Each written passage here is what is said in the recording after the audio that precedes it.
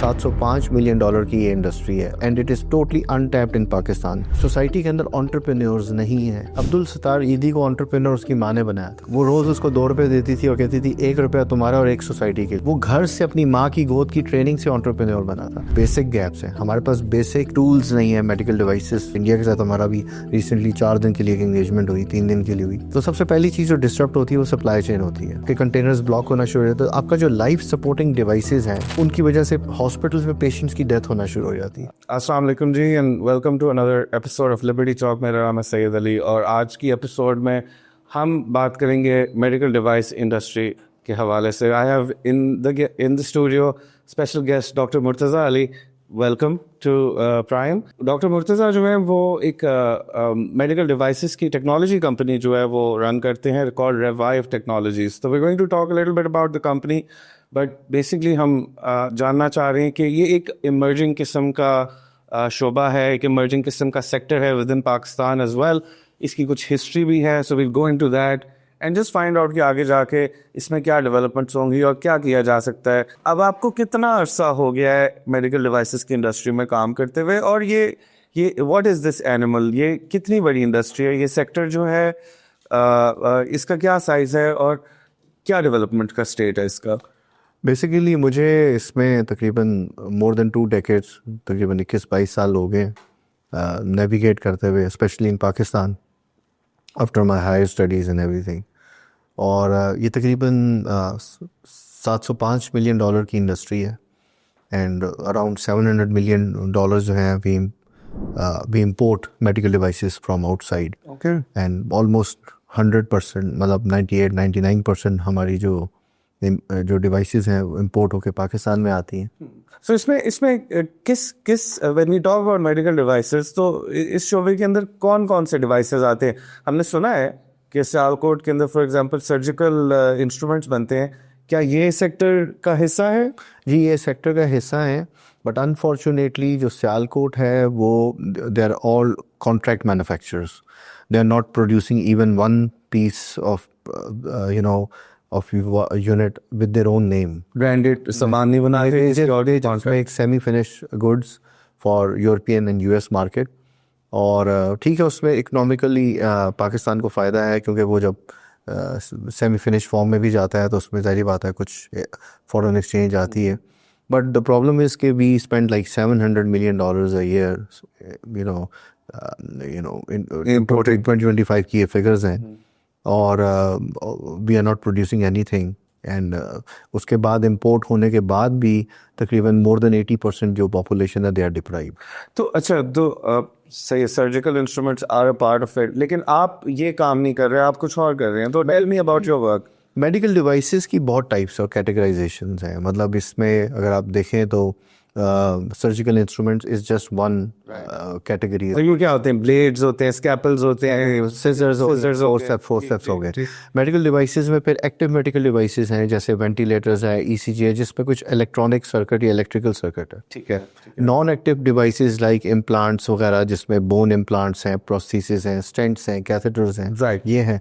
अब आजकल तो software as a medical device भी है कि सॉफ्टवेयर जो एक मॉनिटरिंग, डायग्नोस्टिक्स या कोई ऐसा थेरेप्यूटिक पर्पस के लिए यूज़ हो रहा है, that also is considered as a software as a medical device, ठीक है, which is SAMD कहते हैं। और फिर वो SAMD software in medical device कि किसी मेडिकल इक्विपमेंट या सॉफ्ट डिवाइस के अंदर जो सॉफ्टवेयर यूज़ हो रहा है उसको भी SAMD कहते हैं सॉफ्टवेयर।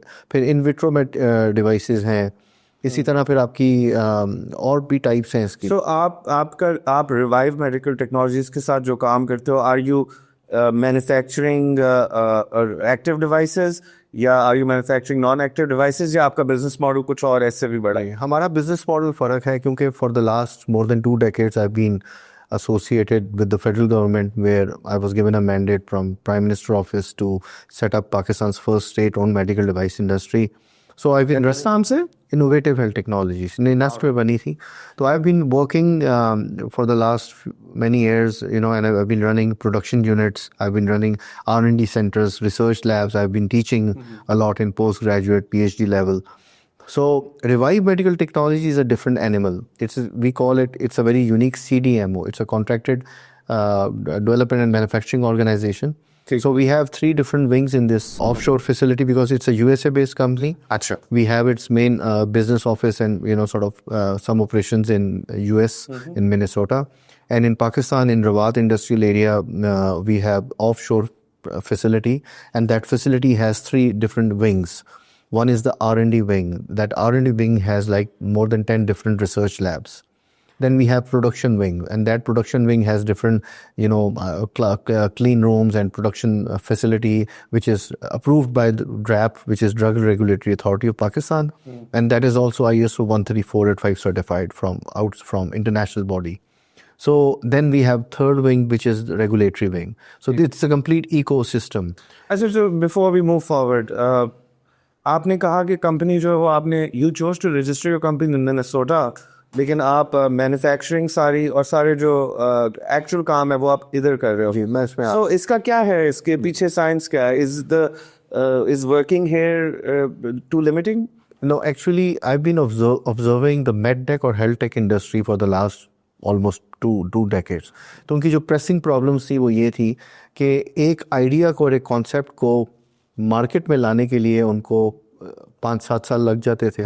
और मिलियंस ऑफ डॉलर्स की इन्वेस्टमेंट लगती थी. उसकी वजह ये है कि ये फ़ोन अगर आप इसको लेते हैं कि this is actually as a physician और फिजिशियन एंटरप्रेन्योर और स्मॉल स्केल मैन्युफैक्चरर और university, you have a med tech idea.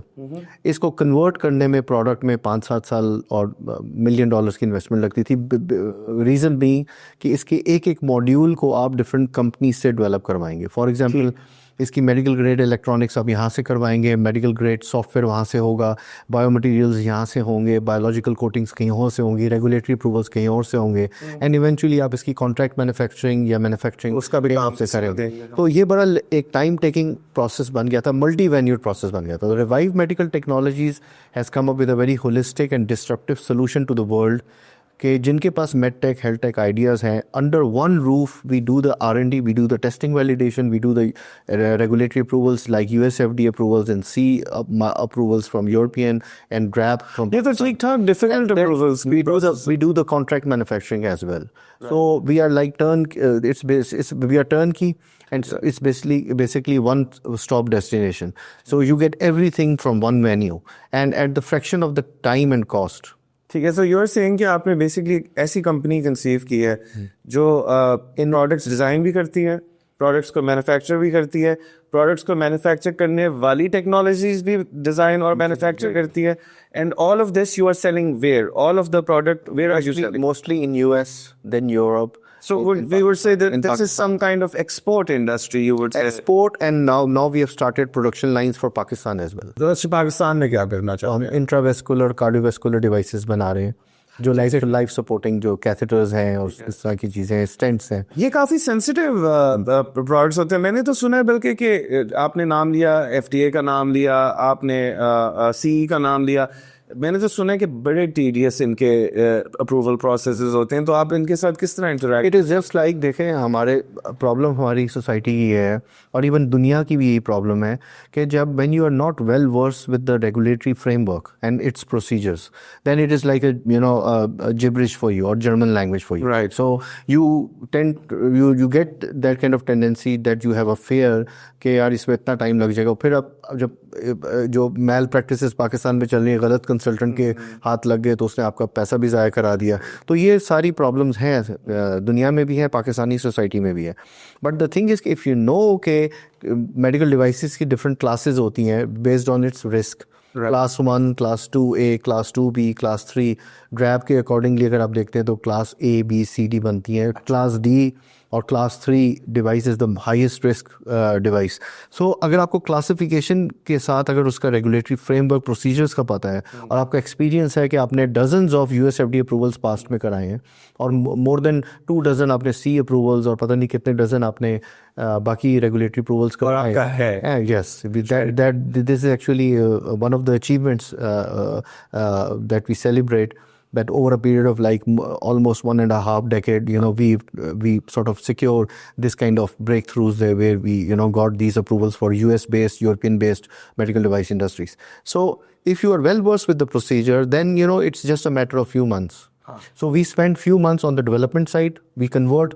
We spend like 5-6 months on the conversion of an idea into a product, and then we do the testing validation, and then we spend another 6 months to get the regulatory approval done. So by in about 1 year time, give or take, you are in you have with you a license or approved product. Then you will have to make decision whether you would like to set up its manufacturing on your own in your own premises, or you would like to give us contract manufacturing order. Sure. So if you will give us contract manufacturing order, we will start sending you anonymous patches. You just package it, brand it with your own name, and then distribute it wherever you. तो कहने का मकसद ये है कि अगर कोई entrepreneur जो है वो कोई आइडिया कंसीव करता है, पाकिस्तान के अंदर करता है या बाहर इवन करता है, तो बेसिकली वो आपकी कंपनी के पास है, तो आप उसको मार्केट तक ले जाओ. जी. That's the idea. यही CDMO को काम है. And that's very interesting, and I think एक तरीके से you're playing this role of an intermediary. साथ साथ मुझे बताइएगा कि रिवाइव मेडिकल टेक्नोलॉजीज जो वो अपने नाम से अपने ब्रांडेड प्रोडक्ट्स भी निकाला करती है. फिलहाल अभी हमारा बिजनेस मॉडल ये नहीं है. तो हम अपने नाम से प्रोडक्ट्स बना के बेचते आए हैं पिछले कई डेकेड से, आपको पता है कई सालों से. बट ये जो रिवाइव मेडिकल टेक्नोलॉजीज का मॉडल है, it is all about to enable this medtech or health tech entities in this space, because in the medtech health tech space, like physician entrepreneurs, startup founders, small and medium scale जो manufacturers हैं, universities with their health tech and medtech IPs, they've been struggling for the last many decades. और उनको हम bail out कर रहे हैं cost effectively और time efficiently. अच्छा, मैं ना इस बात को मैं बाद में छेड़ूंगा, क्योंकि आपने वो एक बात की थी सियालकोट के मैन्युफैक्चरर्स के हवाले से कि they are also not making branded products. तो वो एक आई कैन सी कि even when you are deciding not to make branded products, तो it might be that this country is maybe suited to make products for other clients who are based abroad. No. Is that what it is? Is the regulatory environment pushing you towards this side, or this is something else? एक नज़रिए से देखा जाए तो probably you are right, but the thing is कि मैंने आपको बताया कि $705 मिलियन की ये इंडस्ट्री है, and it is totally untapped in Pakistan. Every single needle we are importing from outside. So the thing is कि हमारा मॉडल ये इसलिए था कि हमारा मकसद ये था कि हम जितनी इंडस्ट्रीज़ दुनिया में और आगे पीछे उनको, और जितनी एंटिटीज़ कंपनीज़ हैं जो स्ट्रगल कर रही हैं इस कन्वर्जन प्रोसेस में और इसको और मार्केट एक्सेस के प्रोसेस में अपने आइडियाज़ के, उनको हम बेल आउट करें, उनको हेल्प आउट करें. लेकिन we have recently started producing indigenous medical devices in Pakistan.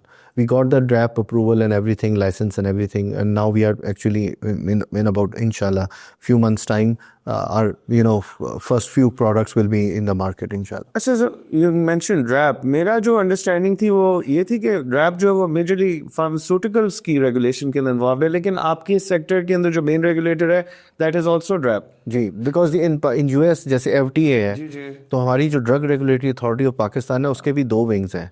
एक मेडिसिनल फार्मास्यूटिकल गुड्स के हैं और एक मेडिकल डिवाइसेस का पूरा एक विंग है उनके पास. अच्छा, I have never really sat in any seminar या एनी कॉन्फ्रेंस जिसमें DRAP के लोग जो है वो मेडिकल डिवाइसेस की साइड के ऊपर बात कर रहे होंगे. Normally they are talking about pharmaceuticals, production and pricing and stuff. तो is DRAP a good regulator, and क्या रोल है DRAP का in the development of the medical device industry? इतनी तवज्जो और इतनी कैपेसिटी है DRAP के अंदर कि वो इस सेक्टर को साइमल्टेनियसली देख सके फार्मास्यूटिकल? DRAP में एक सेपरेट इसका पूरा एक विंग है, डिपार्टमेंट है. ऑब्वियसली हर चीज़ एक एवोल्यूशनरी प्रोसेस से गुजरी होती है. अभी आज DRAP जिधर है, आई थिंक उनका पूरा एक डिजिटल प्लेटफॉर्म बन गया है जिसमें आप डिजिटली अप्लाई करते हैं, आपको डिजिटली उधर उनकी वो सारी मेडिकल डिवाइस बोर्ड बैठता है और उसकी डिसीजंस होती हैं और आपको लाइसेंसेज और चीज़ें डिजिटली प्लेटफॉर्म के थ्रू आ जाती हैं. तो वो they've also evolve and they've also made their procedures simple and very robust now, but and they have a separate wing, so there is no overlap between the pharmaceutical side and the medical devices. जो medical devices में wing में लोग हैं, they are well versed with the medical device directives and their act, their जो उनका अपना directive है उसके साथ, और जो pharmaceutical के हैं उनको अपनी side का सारा idea है. ऐसे तो DRAP के साथ इंटरेक्शंस में कभी फ्रस्ट्रेशन हुई, कभी आपको फील हुआ ऐसे कि ये रेगुलेटर जो है ये तो मेरे साथ काम करने के लिए तैयार ही नहीं है, मेरे रास्ते में जो है बैरियर्स ही बैरियर्स रखता जा रहा है? लोगों के बड़े डिफरेंट एक्सपीरियंसेस हैं. people they speak very differently in different forums. But I am and my organization, when I was there in federal government, we were the first entity who secured DRAB's manufacturing license as a medical device industry. All right. Not revive. This is innovative. This is innovative technology in us. तो आपने वो experience पहला manufacturing licence था पाकिस्तान की history में जो हमें मिला था ड्रैप से। फिर हमने 4 प्रोडक्ट्स ड्रैप से रजिस्टर भी लाइसेंस भी करवाए थे मेडिकल डिवाइसेस को, स्टेंट्स, कैथेटर्स और डिफरेंट डिवाइसेस थी। हमें तो मुझे तो कोई मसला नहीं आया, मतलब over a period of like 3 to 4 years we managed to sort of got registered different products with DRAP।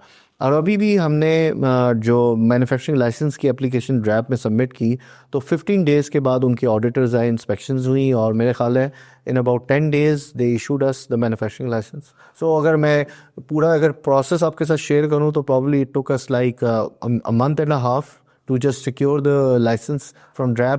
But उसके पीछे जो पूरा क्वालिटी मैनेजमेंट सिस्टम है जिसको ISO 13485 कहते हैं, उसकी इम्प्लीमेंटेशन और वो इंफ्रास्ट्रक्चर जो स्टेट ऑफ द आर्ट और क्वालिटी प्रोसीजर्स और प्रोटोकॉल्स की जो इम्प्लीमेंटेशन है उस पर हमें बड़ा टाइम लगा। एक इंटरेस्ट डेवलप हो रहा है कि आई वांट टू आस्क, क्योंकि आपका ये जो जर्नी है और आपने फेडरल गवर्नमेंट के साथ काम किया, डॉक्टर साहब आपके नाम के साथ लिखा, I don't think you are a medical doctor, you are a PhD, you are an engineer, right? तो ये मुझे थोड़ा सा बताएं कि आप इधर तक पहुंचे कैसे? मैं बस बाय प्रोफेशन बायोमेडिकल इंजीनियर। आप पाकिस्तान में पढ़े हुए हैं? जी पाकिस्तान। आई वाज और आपकी पढ़ाई भी इधर? born brought up here in specially in Islamabad Pindi. ठीक है। और यहीं से फिर अंडर ग्रेजुएशन करके मास्टर्स के लिए चला गया यूके चले गए। फिर यूके में मास्टर्स किया, फिर बीच में आया कुछ अरसे के लिए, फिर PhD, फिर पोस्ट डॉक उधर की, जर्मनी में ट्रेनिंग हुई मेरी सारी। तो इधर आपने गवर्नमेंट में कैसे काम करना शुरू किया? गवर्नमेंट में previously I was working in NESCOM, which is a defense organization. Then when I came back after my postdoc from UK, तो I joined NUST University। बीच में फिर स्टेंट का स्कैंडल हुआ 2015-16। स्टेंट का स्कैंडल? हाँ, वो एक्सपायर्ड स्टेंट्स पेशेंट्स में डले थे और सुप्रीम कोर्ट ने सू मोटो नोटिस लिया था, प्राइम मिनिस्टर ऑफिस ने सख्त नोटिस लिया उसके ऊपर। And then they called upon me and vice chancellor और rector NUST and they gave me mandate to के ministry of science and technology will fund you and आप पर्पस बिल्ड एक state of the art जो है ना पाकिस्तान की state own medical device industry लगाए, establish करें। नहीं तो what was the purpose of them coming to you? आपका इसको एग्जाम था? जी, क्योंकि मैंने नेस्कॉम में जो मैं 2 सालों के लिए आया था तो मैंने पायलट स्केल लेवल पे कार्डियोवैस्कुलर जो स्टेंट्स हैं उनकी इंडस्ट्री लगाई थी और वो ministry of science and technology की फंडिंग से लगाई थी। राइट। उनकी बुक्स में ये था कि एक साइंटिस्ट आया था और उसने पास्ट में एक R&D की थी और एक पायलट स्केल लेवल पे काम किया था। आप लोगों का क्या कंपेटिटिव एडवांटेज है? How are you getting into the market? ये क्या, are you playing only on uniqueness या कुछ और भी है?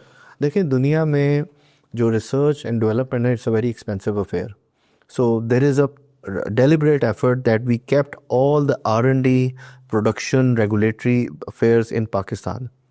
और उसमें हमारे पास जितनी over a period of time जो हमने अपनी जो टीम ट्रेन की जो कि क्रॉस फंक्शनल टीम है, there are people who are train in production, there are people who are train in R&D, there are people who are train in regulatory affairs.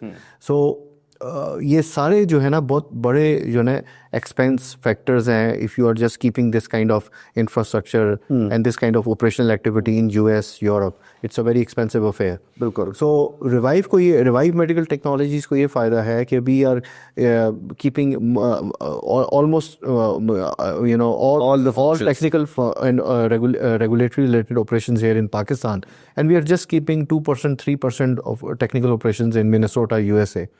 And business operations भी हमारे mostly इधर से और US से चल रहे हैं। डू यू थिंक कि इस तरह की कंपनी पाकिस्तान में ही बन सकती है या ये कोई is there an advantage to making a company जिसमें R&D और रेगुलेटरी और डेवलपमेंट जो है ये सारा कुछ एक ही जगह के ऊपर हो सकता है? क्योंकि आई इमेजिन कि when you go abroad in the US तो आपके जो R&D वाली साइड हुई at least that would be like extremely more expensive than what your contract manufacturing would be. In fact contract manufacturing तो नॉर्मली चाइना की तरफ outsource हो जाती होगी। So what are you seeing? Is there a good mix of something that you can work with there? I'll start from your last statement. Contract manufacturing has become very easier for us because of the tariff battle going on in the world. वो जो Trump और China का जो चल। Number 2 जो है जो R&D है साइड है, देखिए we sort of consolidated everything after almost 2 decades। ठीक है ना।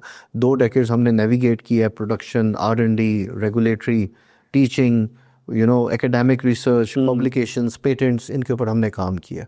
और ये जो business model revive medical technologies के अंदर इतना यूनिक है, वो इस वजह से है कि हमने ये जो 2 डेकेड्स हमने ये सारे एक्सपीरियंसेस लिए हैं, ये स्किल्स सीखे हैं, ये जो क्राफ्ट सीखा है रेगुलेटरी अफेयर्स का, R&D का, प्रोडक्शन का, ठीक है ना, उसको हमने एक जगह पे कंसोलिडेट किया है और उसके लिए एक इनेबलिंग एनवायरनमेंट बनाया है फॉर द वर्ल्ड कि जो लोग इसमें फंसे हुए हैं, स्ट्रगल कर रहे हैं, उनको हम बेल आउट करना शुरू किया। आपके ख्याल में अभी इस सेक्टर के अंदर कौन सी कैटेगरीज ऑफ प्रोडक्ट्स हैं जो एक्सपोर्ट रेडी हैं और उनके अंदर जो है अगर थोड़े से पैसे डाले जाएं और थोड़े से लोगों को उनकी मतवज्जा किया जाए तो we can go into some kind of larger growth? आप क्या देखते हो इसमें? देखिए, मेरा मैसेज होगा इन सारी एंटिटीज़ को जो इस तरह का कोई किसी वेंचर में स्टेप इन करना चाह रहे हैं कि हमारे जो रिक्वायरमेंट्स और गैप्स हैं वो बहुत फंडामेंटल हैं, बहुत बेसिक गैप्स हैं। हमारे पास बेसिक जो है ना टूल्स नहीं है, मेडिकल डिवाइसेस,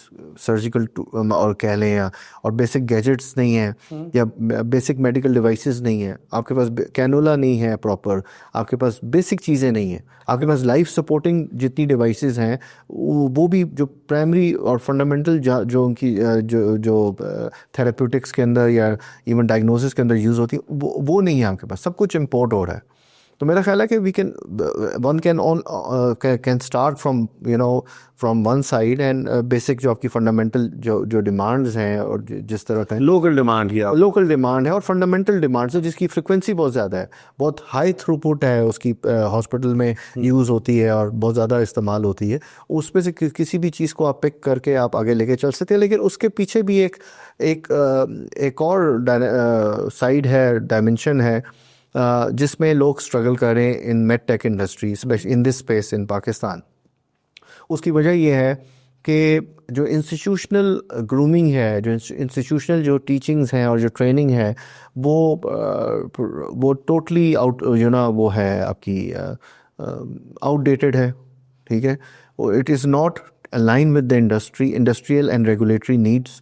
इंस्टीट्यूशंस में जो बायोमेडिकल इंजीनियरिंग बच्चा पढ़ रहा है या वो ट्रेनिंग ले रहा है वो सिर्फ टेक्नोलॉजी के ऊपर फोकस है कि उसके मटेरियल्स क्या हैं, उसके सेंसर्स क्या हैं, उसका ये क्या है, उसकी वो क्या है, इन चीज़ों के ऊपर वो बस इस बिजनेस साइड के ऊपर इतना फोकस नहीं, ना बिजनेस साइड का पता है, ना उसको मेडिकल ग्रेड बनाने के ऊपर, उसके आर्किटेक्चर के ऊपर ध्यान है, तवज्जो है, ना उसके रेगुलेटरी प्रोसीजर्स का पता है। पता है ये बात बार बार एक्चुअली आती है, हम बात जब करते हैं एंटरप्रेन्योर्स से तो एक चीज़ जो हमें नज़र आती हुई है कि they are not usually satisfied with the quality of the candidates that are coming from our academic institutions. Mostly जो सेंस हमें आती है वो ये आती है कि या तो academic institutions जो है वो बहुत हाई क्वालिटी का ग्रेजुएट नहीं निकाल रहे, या अगर हाई क्वालिटी का ग्रेजुएट निकाल रहे हैं तो इस पर्सपेक्टिव से निकाल रहे हैं कि उस लड़के या लड़की ने बाहर जाके काम करना है। सो आपको और के इसके पीछे जो हमें नज़र आती है एक प्रॉब्लम, वो नज़र आती है कि इंडस्ट्री एकेडमिक लिंकेज ही नहीं डेवलप हो पा रहा। अब आप कैसे देखते हो? देखिए, काफ़ी हद तक आपकी सोसाइटी के अंदर पाकिस्तान में मार्केट रेडी इंडिविजुअल्स जो प्रोड्यूस हो रहे हैं काफ़ी हद तक वो सॉफ्टवेयर इंजीनियरिंग में हो रहे हैं। ऐसा बाकी जितनी फील्ड्स हैं उसमें आपके पास कोई भी market ready, industrial ready lots produce होकर इंस्टीट्यूशन से बाहर नहीं आ रही। उनको आपको ट्रेन करना पड़ता है, ग्रूमिंग करनी पड़ती है, और ट्रेन करने के बाद उनको डिप्लॉय करना पड़ता है ऑपरेशंस के अंदर। प्रॉब्लम ये है कि अभी हम थोड़ी देर पहले जब ऑफ कैमरा बैठे बात कर रहे थे, जो अंडर डेवलप्ड और डेवलपिंग कंट्रीज़ का जो बेल आउट प्रोसेस होता है वो होता है थ्रू एंटरप्रेन्योरियल प्रोसेस। और जो एंटरप्रेन्योरियल आपकी जो जर्नी है उसके थ्रू जो है ना सोसाइटीज़ और जो स्टेट्स हैं वो उनकी इकोनॉमी बिल्डअप होती है, स्केल अप होती है और उसको आप जैकअप करते हैं। बट द थिंग इज़ के जैसे चाइना में आपने देखा वन विलेज वन प्रोडक्ट, इस तरह की और बहुत एग्जांपल्स आपको जापानीज़ मॉडल मिल जाएगा, बहुत और एग्जांपल्स आपके आसपास हैं, इंडिया आपके पास साथ है। हमारी प्रॉब्लम ये है कि हमारे सोसाइटी के अंदर एंटरप्रेन्योर्स नहीं हैं। एंटरप्रेन्योर्स ना होने का मतलब ये नहीं है कि एक बंदे ने कहा मैं एंटरप्रेन्योर हूँ, मैं अपनी स्टार्टअप कंपनी खोल के बैठा हूँ और वी कैन कंसिडर हिम और हर के वो एंटरप्रेन्योर बैठा हुआ है। नहीं, दे आर नॉट एंटरप्रेन्योर्स। उसकी वजह ये है कि हम सब जिस पेरेंटिंग स्ट्रक्चर से होके आए हैं, जो हमारे घरों में जो पेरेंटिंग हुई है पिछली हमारी जो मेरी जनरेशन में और अभी जो जेनजीज आ गए, कि इनको बताया जाता है कि ये लंच तुम्हारा है, ये तुम्हारा है, ये पैसे तुम्हें दिए जा रहे हैं, तुमने खाना है, लंच करना है, एक सेल्फिश किस्म की तुम्हारा कैरियर है, तुम्हारी स्टडीज़ हैं, तुम्हारी जॉब है, तुम्हारी प्रमोशन है। जब वो प्रैक्टिकल फील्ड्स में आते हैं तो उनको कहते हैं एंटरप्रेन्योर बनो यार, सोसाइटी के लिए कुछ करो, गैप एनालिसिस करो अपनी फील्ड के अंदर और कुछ देखो तुम क्या कर सकते हो सोसाइटी के लिए। वो कैसे कर सकते हो, उसके पीछे से कंडीशनिंग, सारी जो ट्रेनिंग हुई है वो सेल्फिशली हुई है, अपने लिए हुई है। सोसाइटी के लिए तो उसने कुछ देखा ही नहीं, ना किया, ना सोचा कभी। अच्छा चले, उनमें से कोई ओकेजनली किसी एक झटके के थ्रू, लाइफ के किसी एक प्रोसेस के थ्रू अगर कूद भी गया एंटरप्रेन्योर बनने के लिए, तो उसको एंटरप्रेन्योरियल प्रोसेस का सिर पैर नहीं पता। ही हैज़ नो क्लू कि एंटरप्रेन्योरियल स्टेप्स क्या होते हैं, एक जनरल कॉन्सेप्ट आइडिएशन को के प्रोसेस में कैसे नेविगेट करना है, उसकी टेक्नो कमर्शियल फिजिबिलिटीज़ बनानी है, उसका बिजनेस प्लान कैसे बनाना है, ठीक है ना, फाइनेंशियल प्रोजेक्शंस कैसे बनेंगी, और फिर ऑपरेशंस को, रिसोर्स को कैसे हार्नेस करना है, कैसे एक्चुअलाइजेशन प्रोसेस से गुजरना है, या रियलाइजेशन प्रोसेस होता है एक स्टार्टअप कंपनी का या एक वेंचर का, एक प्रोजेक्ट का, उसको कैसे रेगुलेट करना है, ऑप्टिमाइज करना है, उसको कैसे आगे स्केल अप करना है। वो चीज़ें ना किसी इंस्टीट्यूशन ने पढ़ाई हैं, ना कोई आपके कौन सा इंस्टीट्यूशन है जहाँ पे कोर्सेज पढ़ाए जाते हैं एंटरप्रेन्योरशिप के ऊपर या स्पेसिफिकली इन मैटर्स के ऊपर जो मैंने अभी। और सा मैं तो मतलब इस हद तक मैं कहूँगा कि इधर थोड़ा सा एंटरप्रेन्योरियल अवर्स कल्चर भी है। इधर एंटरप्रेन्योर को अच्छा समझा भी नहीं जाता बहुत सारे सर्कल्स में। अगर आप देखें तो 90-80% जो बच्चे जो ग्रेजुएट भी होते हैं, उसके बाद उनकी जो पहली ड्रीम होती है वो ये नहीं होती कि उन्होंने एंटरप्रेन्योर बनना है या उन्होंने एक्सेलेंस अपने फील्ड में रीच करनी है। उन्होंने CSS करके उन्होंने सिविल सर्वेंट बनना है, और उन्होंने आपकी शिपमेंट्स रोकनी है पोर्ट के ऊपर, और उन्होंने आपके टैक्सेस जो है उनको गलत कैलकुलेट करके आपके ऊपर ऑडिट खोलना है। That is the kind of interest that they have, and I think लेकिन मैं बताऊं कि मेरा बेटा जो है ही इज यंग बट 7वीं में पढ़ता है, लेकिन पिछले 4-5-6 साल से उसके स्कूल के अंदर जो है ना, the school management takes this effort कि ये बच्चों को एंटरप्रेन्योरियल एक्टिविटीज के अंदर डालें, एंड इट्स बेसिकली कल्चर। आपको भी बता रहा था, अब्दुल सत्तार ईदी को एंटरप्रेन्योर उसकी माँ ने बनाया था। वो रोज़ उसको 2 रुपये देती थी और कहती थी 1 रुपया तुम्हारा और 1 सोसाइटी के लिए। कमाल, ठीक है ना। वो घर से अपनी माँ की गोद की ट्रेनिंग से एंटरप्रेन्योर बना था, और उससे बड़ा कोई एक एंटरप्रेन्योर नहीं है, अनलेटेड एक बंदा जो पढ़ा लिखा नहीं है। इतना बड़ा नेटवर्क आपका एयर एम्बुलेंसेस का US में, पाकिस्तान में, जिंदगियां बदल के रखी, कितनी जिंदगियां लोगों को, लोग चाहे उसके बच्चे बच्चियां हार्वर्ड यूनिवर्सिटी में पढ़ रहे हैं, शादियां हुई हैं और सेटल्ड हैं बिकॉज ऑफ अब्दुल सत्तार ईदी। ठीक है। अच्छा, इसको अब्दुल सत्तार ईदी को नॉर्मली जो है इस some kind of charitable figure, किसी किस्म का NGO टाइप पर्सन हो जाता है, philanthropist ले जाते हैं, but basically what he did is entrepreneur. And I think it generally nobody goes into entrepreneurial initiatives unless वो सोसाइटी के लिए कुछ करने की उसके अंदर एक ड्राइव। अब आप देखें ना कितने शैकल्स हैं एक इंडिविजुअल के। मैं अपने आप को कंसिडर करूं एज अ बायोमेडिकल इंजीनियर, मैं एक यूनिवर्सिटी से पाकिस्तान की ग्रेजुएट हुआ हूँ। I have no clue about my own field, I have no communication skills, I cannot present my self, my theory, my view point to the world. I have no clue कि अगर मैं एक अपनी field के अंदर एक चीज़ develop करता हूँ तो वो मैंने उसका डेवलपमेंट का साइकिल प्रोसेस क्या होगा, उसका वो रेगुलेटरी कैसे नेविगेट करना है, उसके प्रोसेस से उसका फ्रेमवर्क क्या होगा, प्रोसीजर्स क्या होंगे, उसको कैसे मैं आगे मार्केट तक लेके जाऊंगा। उस मार्केट में लेके जाने के लिए जो फाइनेंशियल स्किल चाहिए, जो मार्केटिंग सेल्स का स्किल चाहिए, जो बिजनेस एक्यूमेंट चाहिए, वो मेरे पास नहीं है। फिर सपोजिटली अगर ये मैंने सारी शैकल्स तोड़ दी और मैं पहुंच गया वहाँ तक, तो फिर आ जाती है governance, taxation policies, governmental policies आ गई। वो आपको ऐसा बांधती हैं कि वो सारी इंपोर्ट ड्रिवन है, वो इंडिजनाइजेशन को टोटली नेगेट करती हैं। वो एक्सपोर्ट ड्रिवन तो है ही नहीं। ठीक है, आप इंपोर्ट करते हैं तो आप 1% टैक्स दे के एक चीज़ ले आते हैं, उसी चीज़ को बनाने के लिए आप रॉ मटेरियल इंपोर्ट करते हैं तो आप 33-32% टैक्स देते हैं। How you are going to be competitive with the importer जो कि आपका कंपटीशन इंपोर्ट करके बेच रहे हैं वहाँ पे। हाँ, कभी बार लगता है कि जैसे सिस्टम थोड़ा सा जो है वो रिग्ड है in favour of the competition, जो एक्सटर्नल इंटरनेशनल कंपटीशन है। And I do want to talk about regulations, and I want to talk about कि पॉलिसी के अंदर कैसे हम ट्विक्स कर सकते हैं। लेकिन अब एक और जो फैक्टर होता है, आप इस सेक्टर में काम कर रहे हो, हम दूसरे सेक्टर्स में देखते हैं कि कभी कभार एक इन्वेंटर जो है वो आता है और उसके पास एक ग्रेट आइडिया होता है और वो उसका एक प्रोटोटाइप भी बना लेता है, लेकिन वो जब कमर्शलाइजेशन की तरफ जाता है ना तो उधर जो है ना उससे हो नहीं पाता।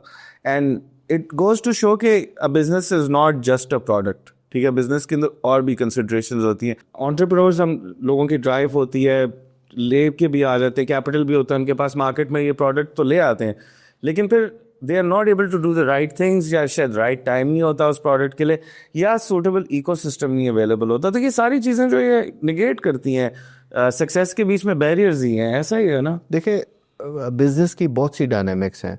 कई दफ़ा मेरी फील्ड में अगर आप देखें, आपका आइडिया बहुत एम्बिशियस होता है लेकिन उसकी मार्केट नहीं होती। और बिज़नेस में अगर आप जाएं उसको लेके, तो उसके एंड यूज़र एक्सेप्टेबिलिटी नहीं है।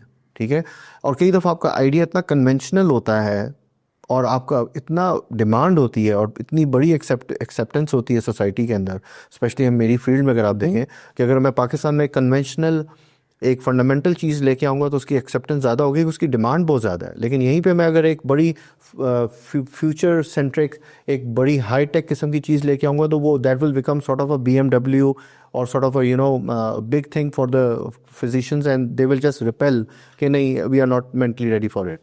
तो और दूसरा फिर चीज़ है कि आपने ये भी देखना है कि आपका जो प्रोडक्ट है वो हाई वॉल्यूम लो मार्जिन है या लो वॉल्यूम हाई मार्जिन है, वो किस सेक्टर में किस किस जगह पे जो है ना स्टेशन कर रहा है, और आपने उसका बिजनेस प्लान कैसे बनाना है, उसकी कॉस्टिंग कैसे करनी है, राइट टाइम राइट स्पेस और लोकेशन क्या होगी उसकी जो उस लॉन्चिंग की है, उसको जो पेनिट्रेट करना है मार्केट में, और किन स्टेक होल्डर्स के थ्रू करना है। बॉटलनेक्स जो है इनके ऊपर नॉर्मली हम बात किया करते हैं कि आप काम अपने स्पीड से कर रहे हैं and regulatory bottleneck will hit you. आपके एक्सपीरियंस में जब से आप काम कर रहे हो, ये कौन से बड़े रेगुलेटरी बॉटलनेक्स हैं जो आपके काम के रास्ते में आते हैं और आपको ख़राब करते हैं, you would like to see them addressed?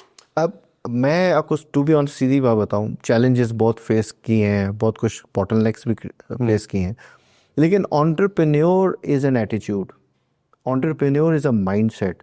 ये वो एक एंटिटी है, एक वो इंडिविजुअल है जो मेंटली तैयार है कि मैंने परसिस्टेंट रहना है, मैंने रिस्क टेकिंग एटीट्यूड रखना है, मैंने अच्छी लीडरशिप दिखानी है, मैंने एम्पैथेटिक होना है ताकि मैं सोसाइटी के गैप्स फील कर सकूं, पेन ले सकूं और उसके लिए सोल्यूशन लेके आ सकूं, और मैंने कंसिस्टेंट रहना है इवन दो के he is facing lot of bottlenecks and challenges, but he will be consistent in his strategy and his objectives जो उसका है एक वो।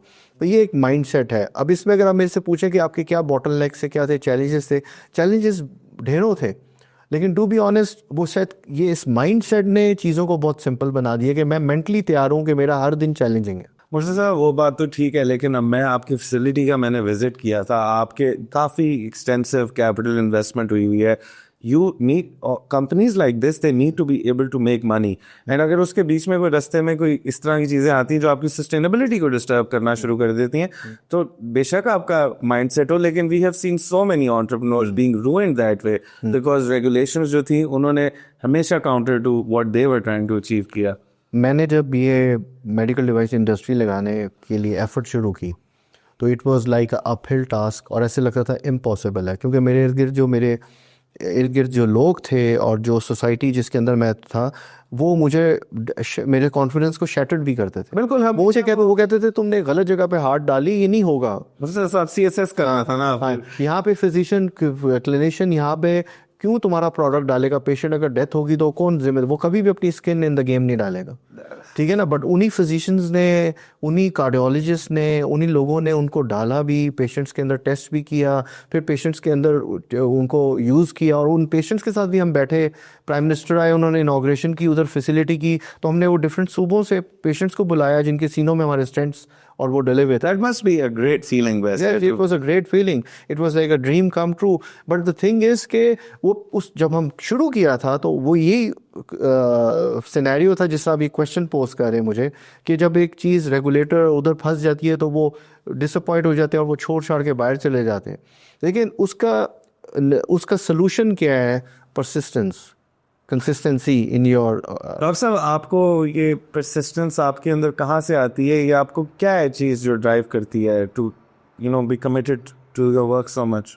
आई डोंट नो, मुझे लगता है कि जब आप हैव्स और हैव नॉट्स के बीच में होते हैं, जब आपको मैंने आई ग्रेजुएटेड तो आई रियलाइज़ कि मेरे लिए कोई प्लेटफॉर्म नहीं है एज अ बायोमेडिकल इंजीनियर, क्योंकि हॉस्पिटल के अंदर सिर्फ कैरियर मेडिकल डॉक्टर का होता है, ना नर्स का होता है, ना पैरामेडिक स्टाफ का होता है। तो बायोमेडिकल इंजीनियर भी वहाँ पे एक टेक्नीशियन है।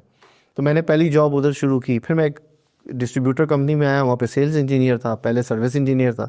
तो आई रियलाइज़ कि मेरे लिए तो कोई कैरियर नहीं है, कोई प्लेटफॉर्म ही नहीं है जहाँ पे मैं प्रोडक्टिवली कंट्रीब्यूट कर सकूँ सोसाइटी के अंदर और अपने मुल्क के लिए कोई इकॉनमी जनरेट कर सकूँ, लोगों को कोई और प्लेटफॉर्म दे सकूँ, वो कर सकूँ।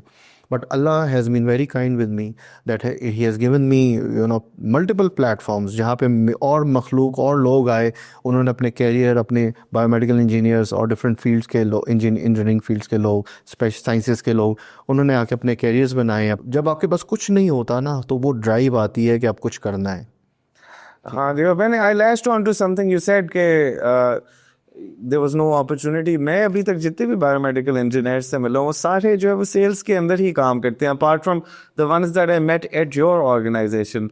सो that was a very different experience for me as well. तो अगर हम जो है आपसे पूछते हैं, अब आपका गवर्नमेंट में क्योंकि बैकग्राउंड है, तो वी हैव दिस एडवांटेज, हम थोड़ी सी आपसे इंसाइट ले सकते हैं कि अगर हम पाकिस्तान की मेडिकल डिवाइस इंडस्ट्री को हम थोड़ा सा जो है रीस्ट्रक्चर करते हैं, थोड़ा सा नहीं करते, ऑप्शन है कि पूरे का पूरा डिज़ाइन कर सकते हैं, तो आप क्या 3 इंस्टीट्यूशंस या 3 कोई बेसिक फोकस एरियाज जो है उन पर तवज्जो दोगे जिससे आई थिंक गेम चेंज हो जाएगी? आपके सवाल को मैं एक एग्जांपल के साथ आंसर करता हूँ। आपके पास इन्वेस्टमेंट नहीं है, लेकिन आप मेडिकल डिवाइसेस मार्केट में लाना चाहते हैं, and you have come across revive medical technologies, जिसने करोड़ों रुपए की इन्वेस्टमेंट करके प्रोडक्शन प्लांट लगाया है और वो सर्टिफाइड फैसिलिटी है, ठीक है। आप एक प्रोडक्ट मार्केट में लाना चाहते हैं एज अ लीगल मैन्युफैक्चरर। तो प्रॉब्लम हमारी सोसाइटी की है कि हम लोग प्रोसीजर्स नहीं पढ़ते। हमने वीज़ा भी लगवाना होता है ना, तो हम पहले ही एक परसेप्शन क्रिएट कर देते हैं कि ये तो वीज़ा लगेगा ही नहीं, क्योंकि हमें प्रोसीजर का नहीं पता, उसकी चेक लिस्ट हम पूरी नहीं कर रहे, उसकी रिक्वायरमेंट पूरी नहीं कर रहे डॉक्यूमेंटेशन की, ठीक है, तो वीज़ा रिजेक्ट हो जाएगा। Same case hair. अब ये कॉन्ट्रैक्ट मैन्युफैक्चरर बैठा हुआ है in the heart of the city, आप एक मेडिकल डिवाइस मार्केट में लाना चाह रहे हैं एज अ लीगल मैन्युफैक्चरर। ड्रैप का एक रूल है कॉन्ट्रैक्ट मैन्युफैक्चरिंग आउटसोर्सिंग के ऊपर। ड्रैप का जो मेडिकल डिवाइस रूल है, एक्ट है, उसके अंदर एक क्लॉज है, एक पूरा सेक्शन है कॉन्ट्रैक्ट मैन्युफैक्चरिंग आउटसोर्सिंग का। So you can just shake hand with us, sign an agreement with us, we will do the manufacturing for you, contract manufacturing for you. We will keep 95% of the processes in our own facility. You just keep packaging, labeling, warehousing in your own facility, and then you apply for the license of that product with your own brand name, and you will get the license from DRAP. So now you are a legal manufacturer of this medical device, yet you have not invested anything. Contract manufacturing हम करके आपको दे रहे हैं as your subcontractor, और उसके last 2-3 चीज़ें, packaging, where housing आप करके ड्रैप से उसका लाइसेंस लेके आप मार्केट में उसको रोल आउट कर रहे हैं, ठीक है। अब ये प्रॉब्लम ये है कि लोगों को इन चीज़ों का पता ही नहीं है। हाँ, बिकॉज लोगों के फोकस भी तो डिफरेंट होते हैं ना। अब जो साइंटिस्ट टाइप है वो he is not really wanting to care too much about regulation and compliance, तो वो एक काम शुरू करता है, फिर उसके बाद अगर उसका एक्सपेंडेड टीम ना हो तो ही actually needs to come to somebody like you. देखिए, मैं I beg to differ with you. आप अभी ये फ़ोन लेने जा रहे हैं मार्केट में, तो आपको पहले पता है कि ये पीटी अप्रूव है या नहीं है, ठीक है। अब एक साइंटिस्ट को अगर ये नहीं पता कि जो चीज़ मैं बनाने जा रहा हूँ उसका मुझे जब तक रेगुलेटरी लाइसेंस नहीं मिलेगा, मुझे मार्केट एक्सेस नहीं होगा और मैं इसको बेच नहीं पाऊंगा, मैं कमर्शियल एक्टिविटी रेवेन्यू जनरेट नहीं कर पाऊंगा, ठीक है। और जब उसको ये पता होगा कि मैंने रेगुलेटरी अप्रूवल लेना है, तो उसको ये भी पता होगा मैंने कहाँ से लेना है, और फिर उसको ये भी पता होना चाहिए कि उसके प्रोसीजरल स्टेप्स क्या हैं, ठीक है। और अगर ये सब गैप्स हैं तो इसका मतलब कि वो जितना कुछ कर रहा है फुटाइल एफर्ट है। वी कैन से कि ये गैप जो आपको नजर आ रहे थे वो आपने अपनी कंपनी से, एक प्राइवेट सेक्टर एंटिटी से एक इंस्टीट्यूशन क्रिएट कर लिया which is filling those gaps. And otherwise अगर गवर्नमेंट के हम नेटवर्क ऑफ रेगुलेशंस एंड इदारों को देखें तो उसमें आपको कोई चीजें हैं जो आपको लगता है गवर्नमेंट का काम नहीं है। गवर्नमेंट का काम है पॉलिसीज बनाना, एक फैसिलिटेशन क्रिएट करना for private companies, private entities, ताकि वो अपने प्रोडक्शन कर सकें, अपनी बिजनेस एक्टिविटीज कर सकें। And you think that is there. नहीं, उसके अंदर कुछ गैप्स हैं, उसके अंदर टैक्सेशन के प्रॉब्लम्स हैं, उसके अंदर सप्लाई चेन के अंदर प्रॉब्लम्स हैं, कस्टम्स के, फ्रेट के, बहुत सी चीज़ें हैं। लेकिन मैं ये कह रहा हूँ कि गवर्नमेंट का काम नहीं, ये काम है सोसाइटी का। ठीक है। अब सोसाइटी, अगर मैं जैसे वीज़ा की एग्जांपल दी, सोसाइटी को पता ही नहीं है कि डेनमार्क की वीज़ा की ये चेक लिस्ट है और ये रिक्वायरमेंट्स हैं, तो वो वीज़ा कैसे लगेगा?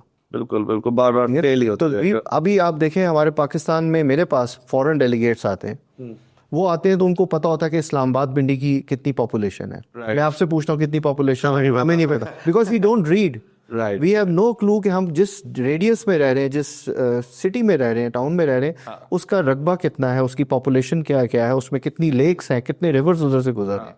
और इसी तरह हमें प्रोसीजर्स का भी नहीं पता, जो हमारे अपने इंटरनल प्रोसीजर्स क्या है। लेकिन like at the think tanking level जहाँ पे हम लोग ऑपरेट करते हैं, हमें तो लगता है कि वो एक कॉम्प्लेक्सिटी ऑफ प्रोसीजर्स का भी एलिमेंट है। आई वुडंट से कि that holds true for the medical device industry, because एक सेंसिटिव इंडस्ट्री है, हेल्थ केयर से रिलेटेड है, and actually the rule, regulation and framework is really really important, क्योंकि मौत और जिंदगी का मसला हो सकता है। अब आपके सेक्टर में हर वक्त कुछ ना कुछ हो रहा होता है। So like I think last 10 to 20 years के अंदर हमने स्टेंट टेक्नोलॉजीज के अंदर मेजर ब्रेक थ्रूज देखे, हमने देखा कि पेस मेकर्स भी अब लोगों को लगे हुए हैं, different kinds of implantation devices, even devices that are like merging with the human brain of what Elon Musk का जो था Neuralink था या क्या था. So it's a lot of exciting things are happening. अब sitting at the cusp of this like major technological mountain, आपको जो है what excites you अगले 10, 15, 20 साल के अंदर global level के ऊपर what are the trends? And what do you think we're going to end up at? And is there any application of AI in your sector? How are you using that? Yeah, I was about to talk about AI. अब AI को अगर हम positively as a tool लेते हैं, जो कि हमारे जितने लेबोरियस प्रोसीजर्स हैं, स्पेशली मेडिकल डिवाइसेस में या हेल्थ केयर, जो आपका पूरा एक क्लिनिकल सेटिंग होती है फिर और फैसिलिटी है जहाँ पे डॉक्टर्स, फिजिशियंस काम कर रहे हैं और वो डायग्नोसिस कर रहे हैं और ट्रीटमेंट कर रहे हैं, उसकी इंटीग्रेशन जो AI की है वहाँ पे, और उनको उस प्रोसीजर्स को ऑटोमेट करना, क्लिनिकल डिसीजंस को रोबस्ट बनाने में हेल्प करना और उनको फास्ट ट्रैक करना और पेशेंट्स के लिए ईज क्रिएट करना, डॉक्टर्स के लिए ईज क्रिएट करना, I can see lot of potential over there because I have my own AI centre and my own software centre and we been working with US based clinical practices, and हम उनके IT operations, उनके AI driven जितने softwares हैं, web applications हैं, वो सारी हम इधर से बैठ के डेवलप भी कर रहे हैं और उनके IT ऑपरेशंस को इधर से US आवर्स में ऑपरेट भी कर रहे हैं। सेकेंडली हमें रेडियोलॉजिकल डेटा आ जाता है, MRI CT स्कैन से, we develop AI driven medical diagnostic software for them that makes the clinical decision very precise, very robust and quick, because ये जो रेडियोलॉजिकल इमेजेस हैं उसमें human eye most of the time चीज़ें pick नहीं कर पाती, अनॉमलीज को, तो वो जो AI ड्रिवन जो सॉफ्टवेयर हैं, they can just pick that kind of anomaly in the image. तो उनके जो प्रोसीजर्स हैं वो ऑटोमेट हो रहे हैं वहाँ पे, और उनके प्रोसीजर्स रोबस्ट हो रहे हैं और वो एरर फ्री हो रहे हैं।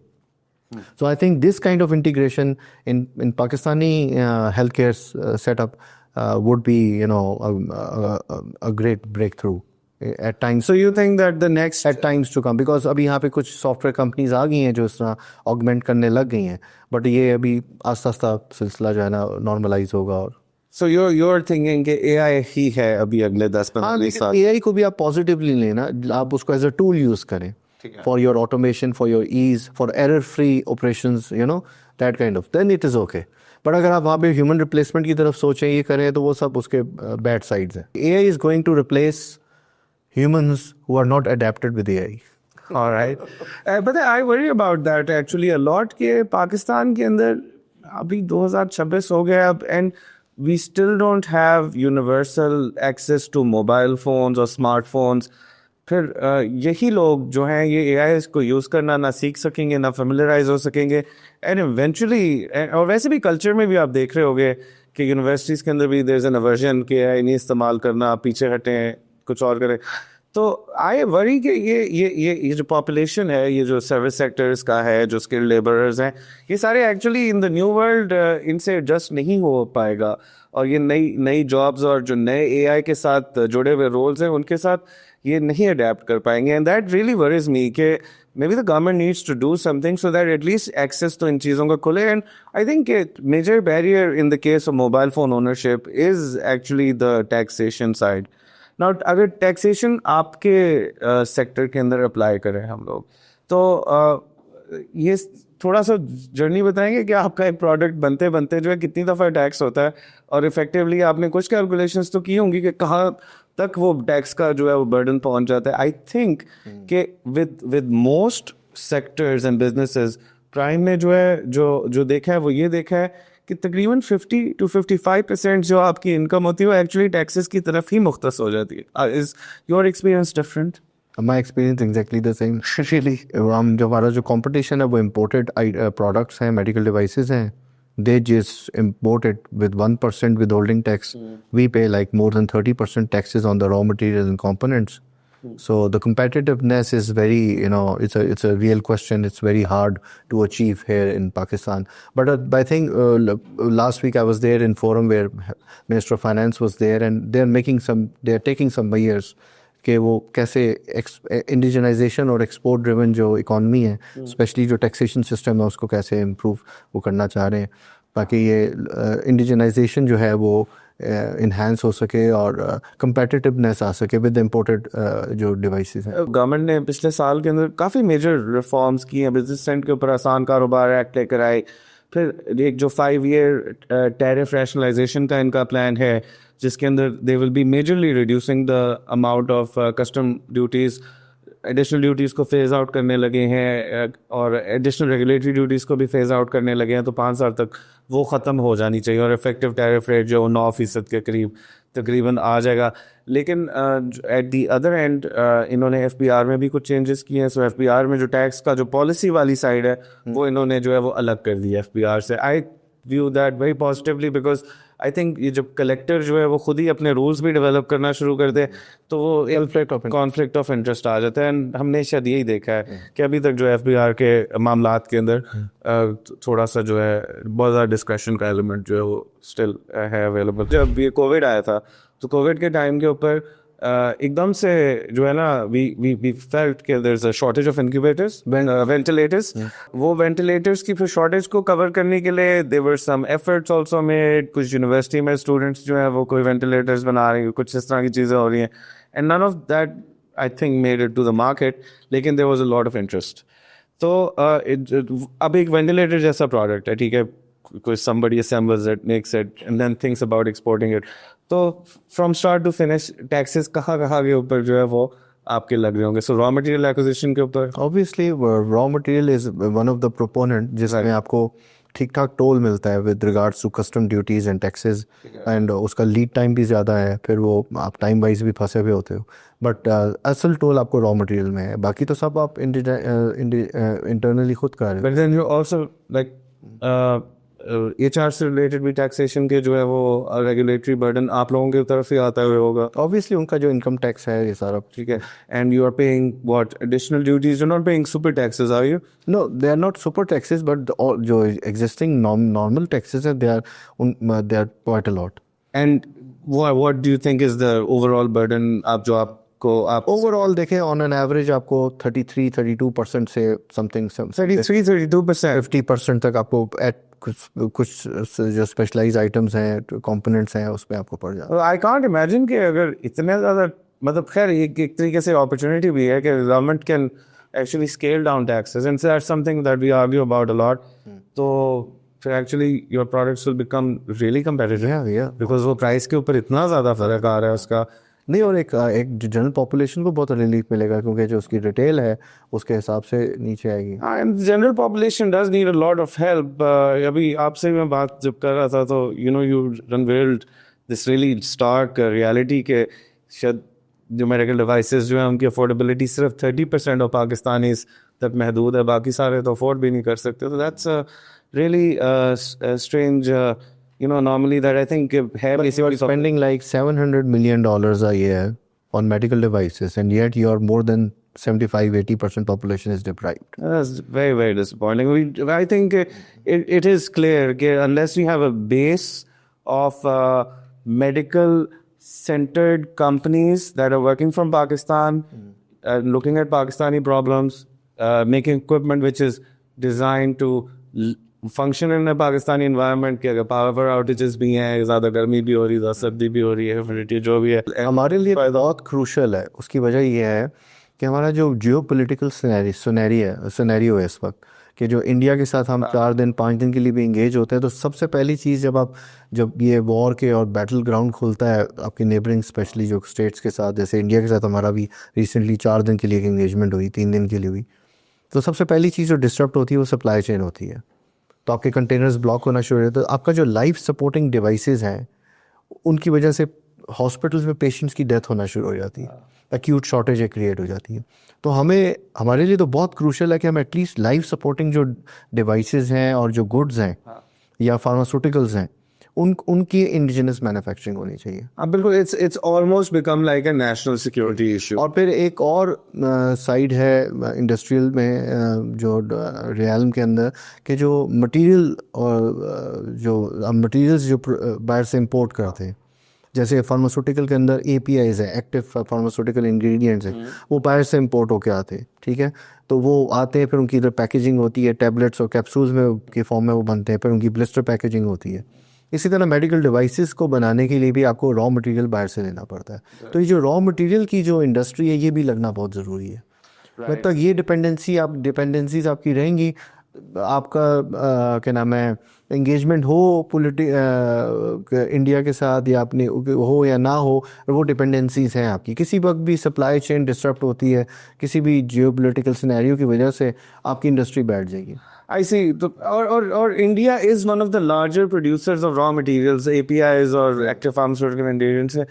तो डॉक्टर साहब, वेरी इंटरेस्टिंग कॉन्वर्सेशन। असल में पता है बात क्या है, आपका बिजनेस जो है वो इतने एस्पेक्ट्स को टच कर रहा है कि आई थिंक अभी तक हम जो है ना एक एस्पेक्ट की डिटेल के अंदर बहुत ज़्यादा नहीं जा पा रहे, but we have to come to some kind of close.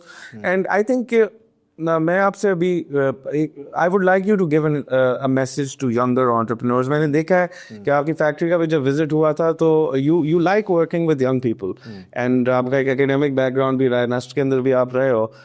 So what would you tell all the नई खेती of biomedical engineers कि क्या उनको करना चाहिए, किस तरह वो अपनी लाइफ स्ट्रक्चर करें, किस तरह अपने प्रोफेशंस और करियर्स को स्ट्रक्चर करें और अपनी तवज्जो किस पे रखें? बायोमेडिकल इंजीनियर्स के लिए वही मेरा मैसेज है जो अभी मैंने बात भी की, कि सबसे पहले एंटरप्रेन्योरियल माइंडसेट अचीव करें, अपने अंदर इनकलकेट करें किसी तरह भी, जो एक बड़ा एक रेजिलिएंट होता है, उस कंसिस्टेंट होता है, वो चैलेंजेस को देख रहा है, लड़ रहा है, ठीक है ना, और वो मेंटली तैयार है कि सारा वक्त चैलेंजेस को उसने लड़ना है। वो डिसअपॉइंट नहीं होता, वो शैटर्ड नहीं होता। किसी भी चीज़ को बनाने का प्रोसीजर, किसी भी चीज़ को रेगुलेटरी अप्रूवल, बॉडी से अप्रूव करवाने का प्रोसीजर, बिजनेस के जो स्किल्स हैं, फाइनेंशियल स्किल्स हैं, स्टार्टअप या किसी कंपनी को चलाने के स्किल्स हैं, वो सीखें साथ। ये सॉफ्ट स्किल्स हैं और ये चीज़ें आपको सीखनी है। कम्युनिकेशन स्किल्स हैं, ठीक है ना, आपको ह्यूमन सेंट्रिक स्किल्स आने चाहिए कि आपने कैसे टीम्स को लीड करना है, जोड़ के रखना है और उनसे आउटपुट लेनी है, यू नो, और मैक्सिमम यील्ड लेनी है। तो ये चीज़ें सीखें। अगर ये चीज़ें, ये इंग्रेडिएंट्स हैं, अगर ये चीज़ें आप सीखेंगे नहीं, यू विल ऑलवेज स्ट्रगल। आपकी जितनी मर्जी टेक्निकल स्किल्स बहुत अच्छे हैं, टेक्नोलॉजी आपने बड़ी अच्छी बना ली है, बट अगर वो मेडिकल ग्रेड नहीं है और उसको आपको पता ही नहीं रेगुलेटरी अप्रूवल कैसे लेना है और उसको बिज़नेस में कैसे कन्वर्ट करना है और उसको कैसे उन ऑपरेशंस को चलाना है और उसको मार्केट में कैसे लेके जाना है, कहाँ से लेके जाना है, किसके थ्रू लेके जाना है, और मार्केट है भी है तो कहाँ पे है, तो you will always be struggling. ठीक है, तो ये आपने डॉक्टर साहब से बात सुन ली है और आपने गौर से आपको सुनना चाहिए कि हारना का माइंडसेट नहीं है, फाइट करते रहना है। There is no entrepreneurship without हाँ, कमिटमेंट दिखानी पड़ेगी। और नॉलेज का, अगर नॉलेज मिसिंग है तो उसको आप कवर करें, उसको जो है आपने फंसना नहीं है। बिल्कुल बेसिक प्रोसीजर्स का पता हो जो आपके अराउंड है, बिल्कुल बेसिक चीज़ों का पता हो।